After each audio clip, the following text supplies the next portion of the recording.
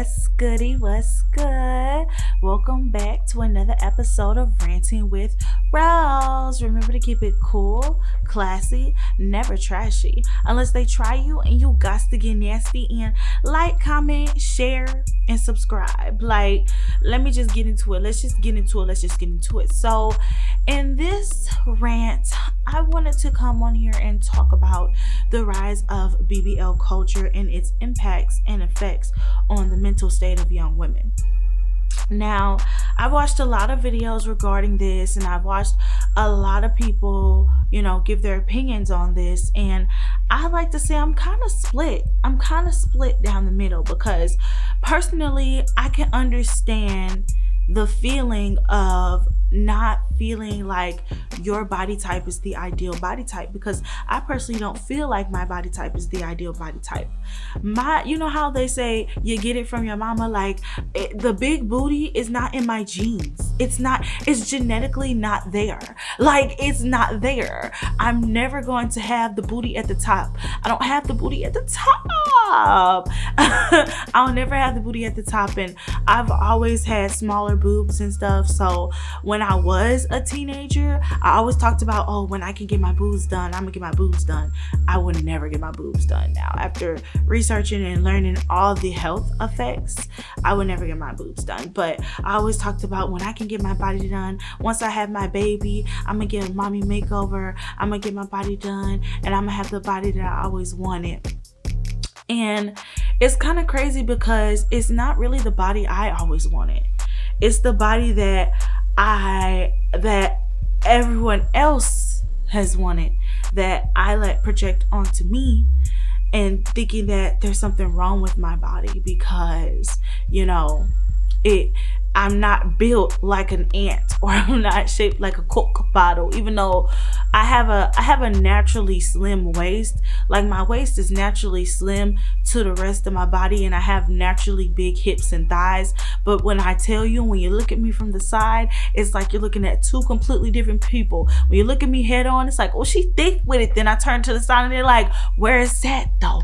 So I could understand the confidence aspect of it. Now, talking about the rise of the BBL as it pertains to the entertainment industry, the BBL became this huge, big thing, I feel like, after Nicki Minaj. Now, getting your body done, getting work done, and getting a BBL was a thing before her, but it became normalized in the entertainment industry after her. I mean, she's basically the blueprint for all these girls. So it's just once she mainstreamed and normalized the big butt, the crazy looking, over theatrical body, I feel like that's when the BBL really started to rise and take over. Like I said, there's always been big booties, there's always been people that have surgical enhancements, but on a mainstream scale, and even going back before this, there's always been this notion and this, this narrative that Black women are shaped a certain way, where we have curvier hips, we have curvier bodies, bigger booties, bigger chests. It's this narrative that a Black woman has a specific body type, which is so incorrect, because everyone is made and shaped differently. I mean, the small petite waist with the big old butt is kind of like a staple for Black women.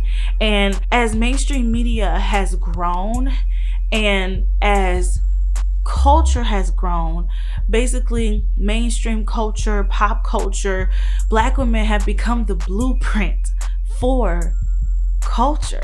I mean, this idea that Black women have these big butts, it did originate from Black women. But once this whole BBL craze started to become bigger and bigger, now you're seeing more and more people getting that BBL. You're seeing more and more people like Instagram models, entertainers, everybody on that type of spectrum, all getting this body type and starting to all look the same. And I feel like the impact that this has on your mental state is so immense that people don't really understand that you can go and you can change your body. You can go and you can quote unquote fix yourself, but you can never fix how you truly feel about yourself on the inside.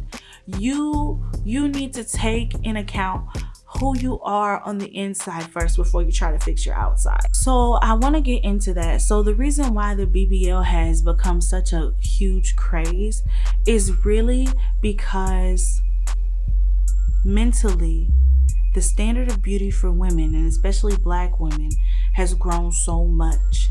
It is so hard to just be a normal Black girl.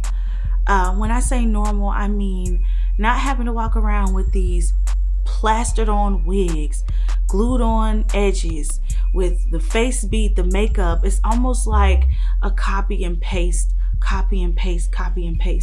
And that's not me trying to knock the girls that walk out the house with makeup, that wear makeup all the time, that, you know, that do themselves up.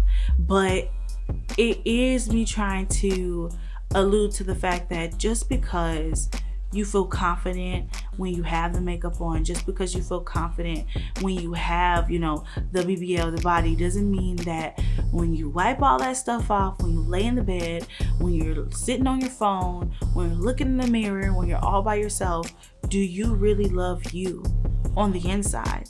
And I feel like the standard of beauty for Black women has become so immense that it has messed with our mental states. It all starts with your mental.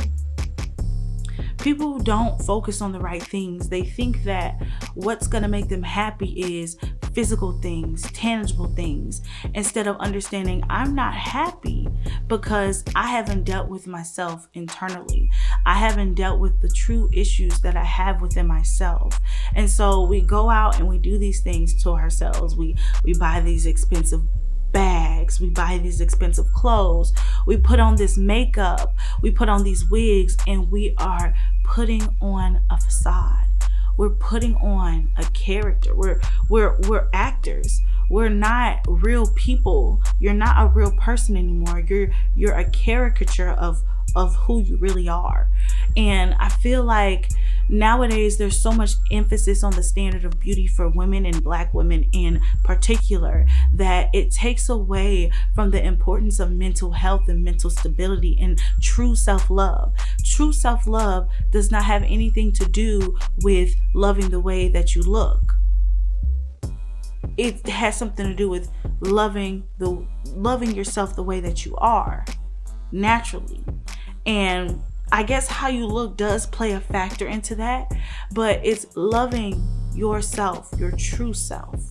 And I feel like nowadays it's also going into my next point, the lifestyle that comes with looking like this.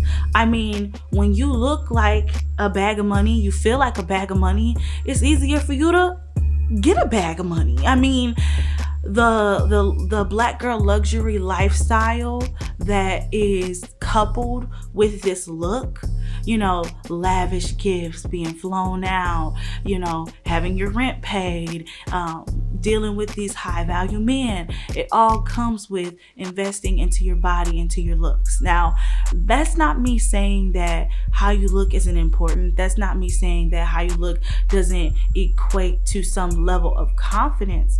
But there is a difference between being confident and being conceited. Now, people that are confident within themselves, they don't necessarily have to be conceited, but people that are conceited are not necessarily confident.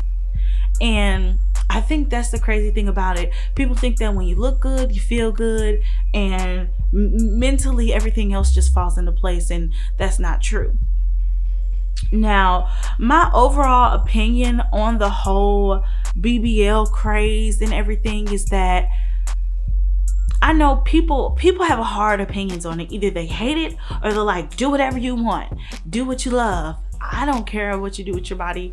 I'm kind of like in the middle where I'm like, okay, you can do whatever you want with your money, do whatever you want with your time and your body and your life, but really think about why you're doing this.